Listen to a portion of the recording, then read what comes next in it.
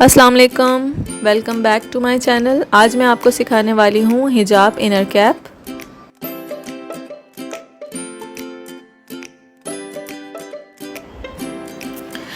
ये हिजाब कैप मैंने बहुत ही छोटे से टुकड़े से बनाई है। जब भी हम कपड़े सीते हैं हमारे पास यकीनन कोई ना कोई कटिंग बच जाती है। स्पेशली जब हम शर्ट की कटिंग करते हैं तो साइड से ज़रूर हमारे पास कपड़ा बचता है। ये मैंने वही कपड़ा लिया है।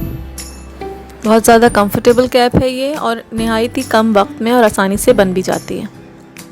तो चलिए चलते हैं हम अपनी कटिंग की जानिब। ये कमीज़ का बचा हुआ कपड़ा है और मैंने इसे इस तरह फोल्ड किया हुआ है। आप डबल कपड़े में भी ये कैप बना सकते हैं, मैं सिंगल में ही बना रही हूँ।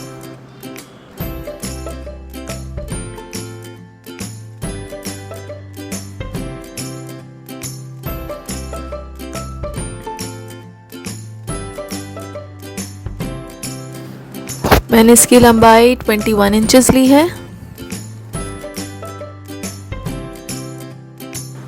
अगर आप छोटी कैप बना रही हैं किसी बच्ची के लिए तो आप इसकी लेंथ कम कर सकती हैं। नीचे से मैंने 2 इंच पर मार्क लगाया है।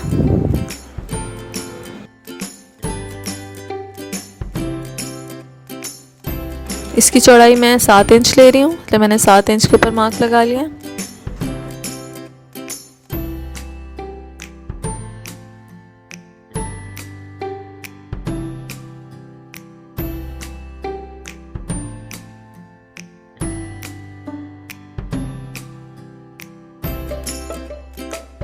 और नीचे से भी हम 7 इंचेस ही लेंगे।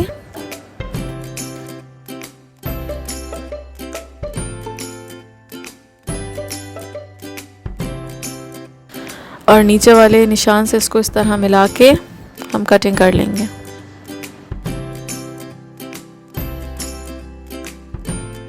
यहाँ से यहाँ तक इसको हमने मिलाना है।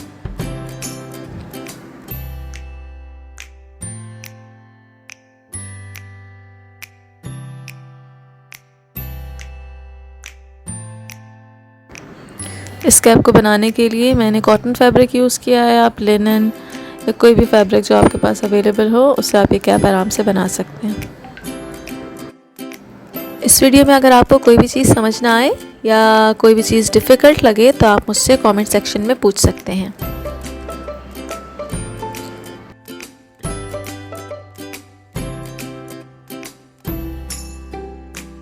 इसके बाद मैं कैप का पीछे वाला हिस्सा कट करूँगी।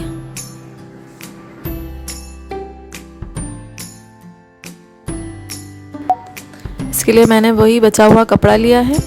इसको इस तरह मैं हाफ फोल्ड कर लूँगी। नीचे से कट करके मैंने इसको बराबर कर लिया है। चौड़ाई मैंने यहाँ पर 3 इंच ली है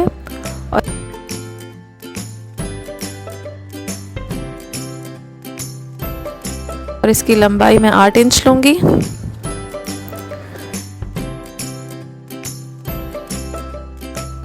ये हमारी कैप का पिछला हिस्सा है, यानी हल्का सा गोल वाला हिस्सा। इसको हम गोलाई देकर ही कट करेंगे। ऊपर मैंने यहाँ पे इसको गोलाई दी है। इसको गोलाई देने के बाद मैं इसको इस तरीके से कट कर रही हूँ।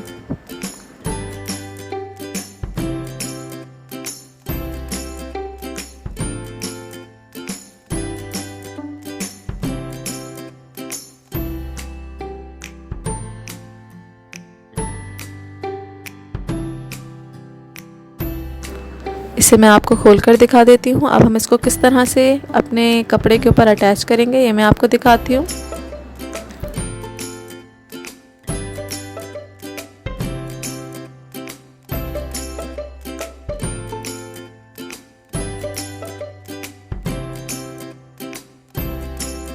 अब मैंने जो अपना सामने वाला हिस्सा कट किया था इसको लेंगे और दोनों के सेंटर पॉइंट्स को इस तरह से रखेंगे।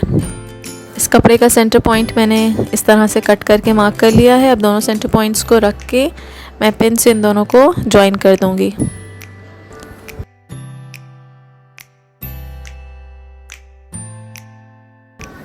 दोनों साइड से हम इसको इस तरीके से जॉइन कर लेंगे।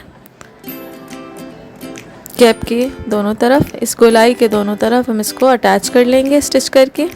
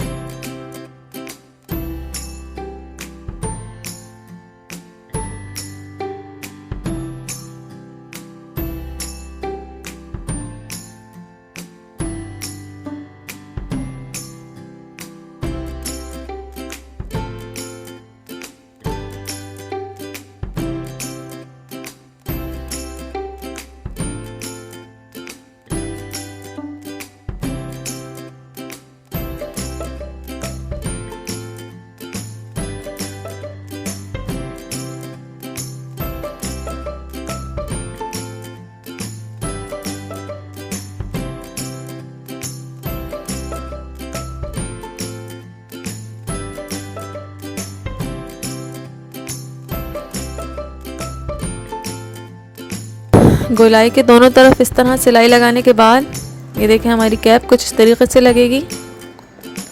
सिलाई करने के बाद ये हमारा पिछला हिस्सा थोड़ा सा बचा है, यहाँ पर हम इलास्टिक लगाएंगे।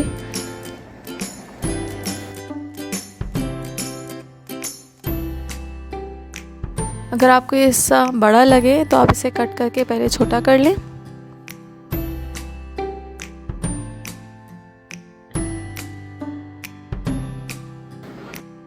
इसके बाद हमें जिस साइज़ की इलास्टिक इसके ऊपर लगानी है उसको हम कट कर लेंगे। यहाँ मैंने 3 इंच की इलास्टिक कट करी है। कट करने के बाद हम इलास्टिक को इस तरीके से इसके ऊपर लगाएंगे। आइए मैं आपको सिलाई करके दिखाती हूँ। इलास्टिक का एक हिस्सा हम खींच के एक किनारे पर लगाएंगे।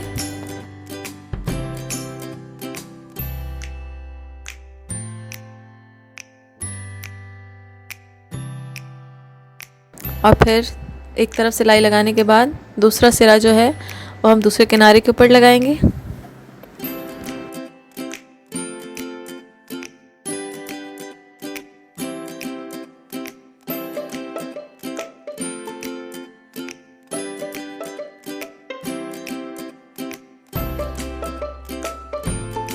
इसके बाद हम कपड़े को फोल्ड करेंगे।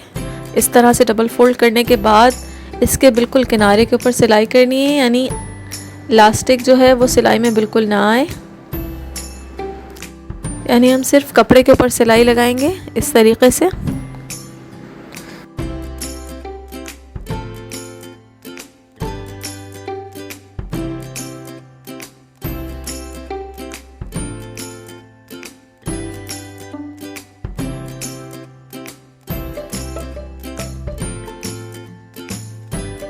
जैसे कि आप देख रहे हैं हमारी इलास्टिक लग चुकी है।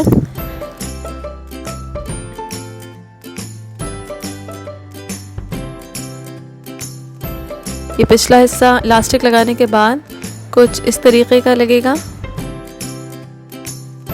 मैं इसके दोनों सिरों के ऊपर सिलाई लगा रही हूँ। इस तरीके से इसको डबल मोड़ रही हूँ। फिर उसके बाद मैं इसके ऊपर सिलाई लगाऊंगी।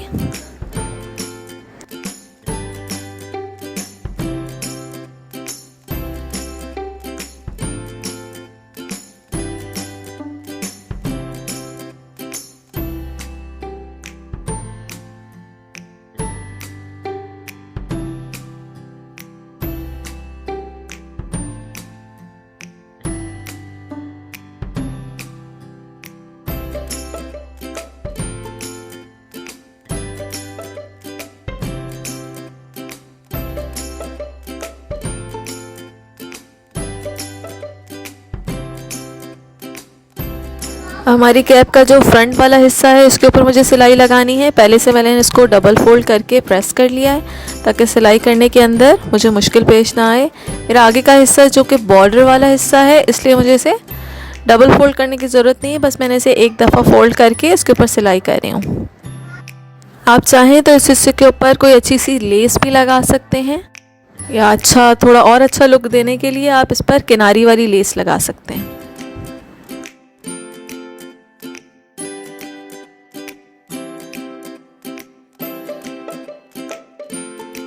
ये हमारी कैप बिल्कुल रेडी है। बनने के बाद कितनी खूबसूरत लग रही है। इसी तरीके से आप मुख्तलिफ़ कलर्स की, जितने भी आपके पास स्क्रैप्स पड़े हैं उससे आप मुख्तलिफ़ रंगों की अपनी कैप्स बना सकते हैं। बहुत ही कंफर्टेबल है, इजी टू स्टिच है। उम्मीद है आपको ये प्रोजेक्ट पसंद आया होगा और मुझे आइडियाज़ ज़रूर दीजिए कि अब मैं मज़ीद किन टॉपिक्स के ऊपर वीडियोज़ बनाऊँ। इंशाल्लाह नेक्स्ट वीडियो तक के लिए अल्लाह हाफ़िज़।